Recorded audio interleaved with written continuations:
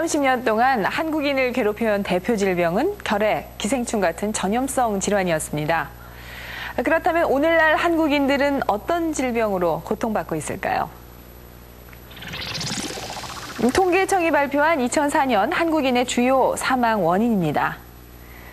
암이 전체 사망자 중 26.3%로 1위, 뇌혈관 질환이 2위, 심장질환, 자살, 그리고 당뇨 순이었습니다.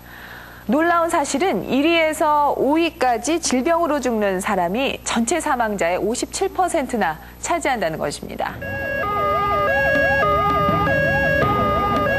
한 응급 환자가 병원으로 이송됐다. 병명은 급성 심근경색. 환자의 심장 동맥은 거의 막혀 혈액을 심장에 공급할 수 없는 상태였고 심장은 멈추기 직전이었다. 위쪽 모니터의 정상적인 심혈관에 비해 아래쪽 모니터로 보이는 환자의 심혈관은 심하게 좁아져 있었다. 허리둘레가 36인체로 굉장히 심한 복부 비만이고 BMI라고 해서 우리가 그 복부 비만도의 수치가 29 정도 되는 분입니다. 이분은 평소에 물론 혈압이 조금 높게 했지만 심한 정도는 아니었는데 이렇게 복부 비만이 오면서 몸에 변화가 옵니다. 급성 심근경색의 원인은 바로 복부 비만. 이 환자는 최근 한 달 동안 체중이 무려 7kg이나 늘었다. 그중에서도 특히 뱃살이 급격히 증가했다. 지난주부터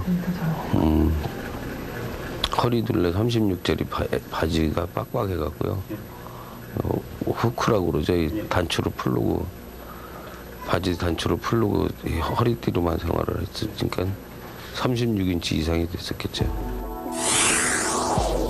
최근 발표된 비만과 심혈관 질환과의 관계를 조사한 논문에 따르면 비만 정도를 나타내는 체질량 지수가 늘어날수록 급성 심근경색 같은 허혈성 심질환의 발생 위험률이 증가한 것으로 나타났다. 그렇다면 비만은 어떻게 여러 가지 질환을 일으키는 것일까? 주범은 장기 사이에 낀 지방, 즉 내장 지방 때문이다. 내장 지방은 인슐린 기능을 떨어뜨리는데 기능이 저하된 인슐린이 대사 기능에 이상을 일으켜 각종 만성 질환을 유발하는 것이다. 이처럼 비만은 고혈압, 당뇨, 고지혈증 등 여러 가지 질환을 유발한다. 비만도가 높아질수록 이런 질환이 생길 확률 또한 더욱 높아진다. 국민건강영양조사에 따르면 비만 인구는 꾸준히 늘어나고 있는 추세다. 2005년 현재 인구의 30% 이상이 비만으로 나타났다. 비만과 맞물려 문제가 되고 있는 것이 대사증후군이다. 최초로 대사증후군의 위험성을 밝혀낸 미국 스탠퍼드대 제럴드 리본 박사. 리본 박사는 오랫동안 대사증후군과 비만과의 상관관계를 연구해오고 있다.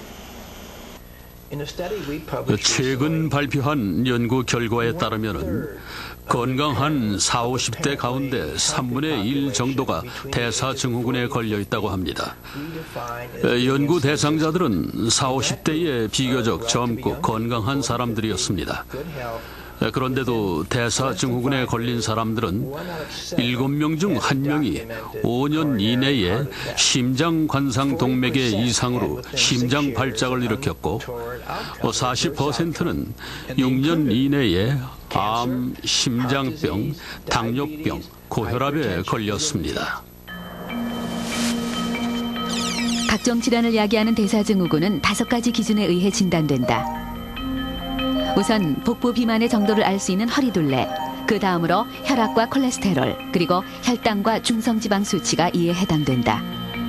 이 5가지 기준 중 3가지에 해당하면 대사증후군으로 간주하는데 가장 중요한 것이 복부 비만이다. 대사증후군의 원인 중 25%가 체중, 또 다른 25%는 신체 활동 정도에 따라 좌우됩니다. 앉아있는 시간이 많을수록 대사증후군에 걸릴 확률도 높아지게 되죠. 결과적으로 복부 비만자일수록 대사증후군의 위험이 높다고 할 수 있습니다.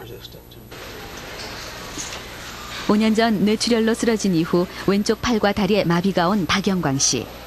그런데 그는 얼마 전 심근경색이라는 진단까지 받았다. 허리둘레가 96cm가 넘는 복부 비만에 이은 대사증후군이 원인이었다.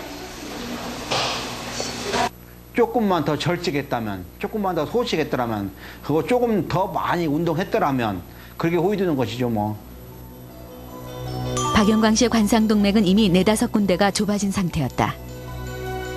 복부 비만은 소위 얘기해서 생명선이라고 생각해야 될 정도로 중요하죠. 즉 복부의 둘레가 커질수록 생명은 반비례한다는 거죠. 연장 기간이. 비만의 위험성은 대사증후군으로 이어진다는 데 있다. 대사증후군은 체내의 정상적인 대사작용을 방해해 당뇨, 심근경색, 뇌질환, 그리고 암 등 수많은 만성질환을 일으키기 때문이다.